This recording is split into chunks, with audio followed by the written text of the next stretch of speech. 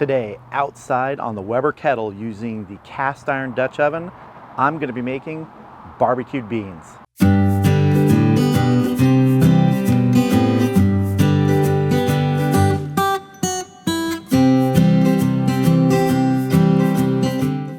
So before I get into the ingredients that are going into these beans and how we're actually going to make them, I want to show you the setup I have on the Weber Kettle.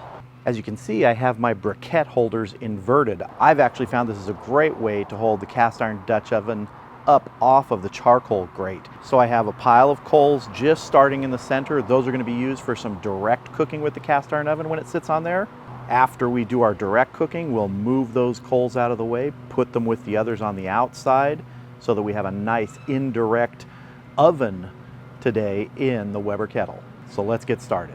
All right, our cast iron Dutch oven is heated up for some direct cooking here, and we're gonna add a pound of just chopped up bacon.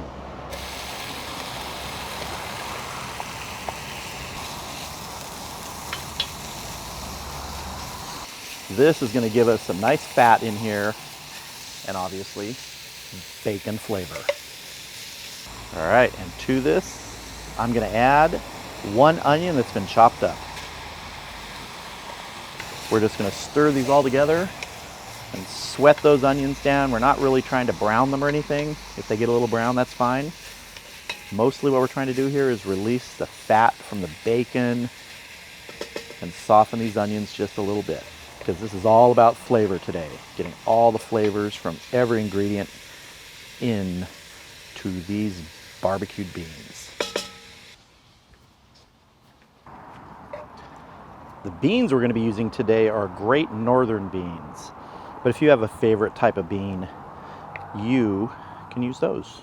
One of the things to remember here is we're not going for super high heat while we're cooking direct. This is just to soften this a bit, release the flavors. When we go indirect today, in essence turning the Weber Kettle into an oven, we're going to be trying to maintain about a 250-degree temperature throughout the cook. It could take as long as 6 hours. These are barbecued baked beans. So in essence, we're baking them like we would in the oven. Bacon and onions, what a smell. All right, it's time to start adding the rest of our ingredients here. First thing I'm adding are the beans. This is a pound of Great Northern beans that have been soaked overnight to help soften them a bit, and then rinsed.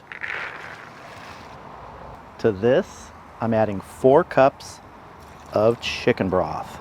Now, if you want to use something like vegetable broth, no problem, you can do that. I would stay away from beef broth for this recipe, because we've got some porky flavor already in there with the bacon, and we're going to be adding some more porky goodness.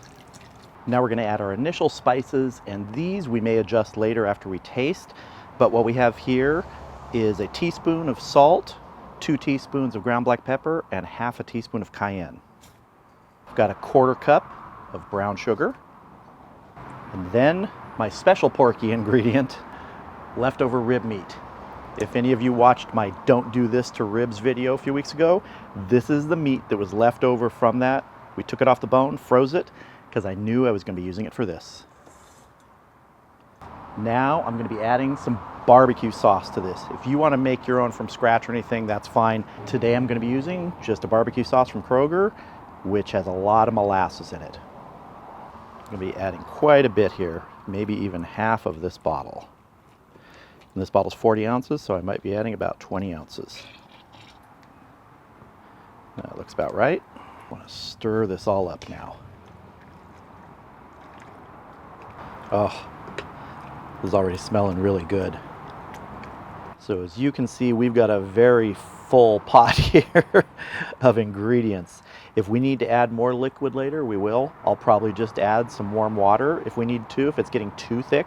Because like I said, this is going to bake in the Weber Kettle here for up to 6 hours probably. Could go a little longer, but I think 6 is probably going to be the outside here. The criteria for when it's done is these beans are tender, they've absorbed the flavor, we've got a nice little thick sauce with them. That's what we're going for. Let's get the lid on our Dutch oven and the lid on the kettle so these can start baking. Bring you back when we check it in about an hour. So we're about an hour and a half in. We're holding just about 250, just a touch above it. And so I want to check these now. So let's get this lid off and open up that Dutch oven. Use our lid lifter here to get this off safely. Ah, nice. It's looking really good. You can see those rib pieces in there. Starting to color up here nicely. We're just going to keep on cooking now. So let's see how our coals are doing here. Over here on this side we're doing good. I think I'm going to have to add a couple briquettes here before these burn down too far. See, and on this side it's a little bit further away from the Dutch oven just because of the way the legs are situated. So I actually want to build the heat up on this side just a little bit. I noticed when I took the lid off there was a little more simmering on the opposite side. So I want to build the heat up a little bit on this side. So we've got some extra briquettes now, additional on this one side. That should help even out the temperature between the two sides of the kettle. Okay, let's get the kettle lid back on and let these keep baking. Let our temp come back up to that 250 we're shooting for throughout the day. So at an hour and a half into this process with maybe another 4.5 hours to go, it's looking good. Beans, just like ribs, you got to give time to. You got to let them develop. Now, there are plenty of other ways to make barbecue beans or baked beans like that. You could do them in the slow cooker. You could do them in an Instant Pot. You can do them in the oven. You can do them stovetop. I just wanted to do some in this cast iron Dutch oven to get that cast iron feel to them. I don't know how to describe it, but if you cook with cast iron, I think you understand what I'm talking about. There's just something about cooking in a Dutch oven that's made of cast iron, or a skillet that's made of cast iron. There's just something about it that it does to the food. I just love it. Bring you back in a while when we check them again. Okay, we are 3 hours in and we're just dropping below 250. It's been holding really steady, so it's perfect time to check these beans and add briquettes. See how we're doing here. Nice. You can start to see how it's tightening up a bit. It's not quite as soupy, still a lot of liquid in there, but it's being absorbed into those beans and also into this rib meat, which was frozen and just thawed. So all this is soaking up the goodness in here. So let's see this bean here. Yeah, still needs more time. Just took a taste of that bean. Definitely needs more time, but man, good flavor. All right, we're gonna cover this back up. Keep it cooking. So let's check our briquettes here. Our briquettes on the one side look like we need to add a few. Let's knock some of the ash down also so we get good airflow. Add some more briquettes here. I don't think I mentioned it yet, but I've been running with both the top and bottom vents fully open on the kettle. Let's check our other side. See, the briquettes here seem to be doing good. I think I'll knock some ash down on one end here. Add a couple briquettes.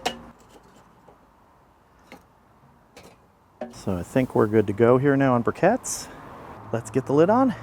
Keep baking. We're probably about halfway through this cook. That'll come back up to temp fairly quickly. Bring you back. I'll probably check it in about an hour and a half. Okay, we are about 5 hours and 20 minutes into this. Temperature's dropped a little below 250. Good time to check these and see. Hey, they could be done now. Oh, those are looking really good. Just a really beautiful color there. Stir these up. Oh, tightening up nicely. I'm gonna give these a little taste. Just see how tender we are. I gotta say, I think we're done. It's time for a proper taste test. All right, out under my canopy on this really hot day, standing next to a very hot Weber kettle with a very hot cast iron pan full of beans. I think this is okay. I'll stand the heat for this. Got a little bowl full of these beans. My wife said something here which makes a lot of sense.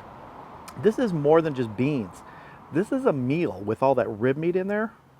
Here we go. Oh wow, that is really good. That rib meat just makes this. Again, if you haven't seen that rib video, I took ribs and made them the way that my parents made them when I was young, basically incinerating them. So there was a lot of that crusty sort of barkish thing on the outside, just charred. That's in here, but through the sauce and the long cooking process, it's softened up. So you almost have like a soft bark in these beans. Look at the amount of rib meat in there. More of that bark, that crushed. Oh man. Another thing to remember here is you can add any sort of sauce you want. A lot of recipes of beans don't call for that sauce. They call for using molasses, tomato paste. It's more of a from scratch sort of thing. I wanted to use barbecue sauce with that flavor already in there. That way I didn't have to use the tomato paste or the molasses because there was molasses in that sauce. Holy moly. Wow. My dish is empty. As I said, it's really hot outside. I could have just as easily done these inside, in the slow cooker, in the Instant Pot, in a pan on the stove, in the oven. There's just something you can't beat about cast iron and a cast iron Dutch oven and making beans this way. If I could explain it, I would. If you haven't done beans this way or other dishes in cast iron, try them. Cast iron does something almost magical. You could spice up this recipe with more cayenne, different sort of spices. I didn't want too much heat in this. I just wanted that little hint that you get from that cayenne in the background. But that's why you can tailor these sort of recipes to your liking. Change up the spices, change up the sauce. If you just follow the basic procedure, soak those beans overnight, rinse them, get them in some good liquid in the cast iron Dutch oven, give them 5 to 6 hours. This was about 5 hours and 15 minutes. Totally tender. Totally absorbed all that flavor. The other secret though is if you've got some leftover ribs or anything like that, put them in there. That adds such body to this, flavor, texture with that crust that's on the outside. I think the ribs make these beans today. I hope you enjoyed this video. Feel free to check out some of the other videos on my channel and consider subscribing. And if you do, click that bell for notifications. Thank you all for watching. I'm going into the air conditioning. I'll see you again soon.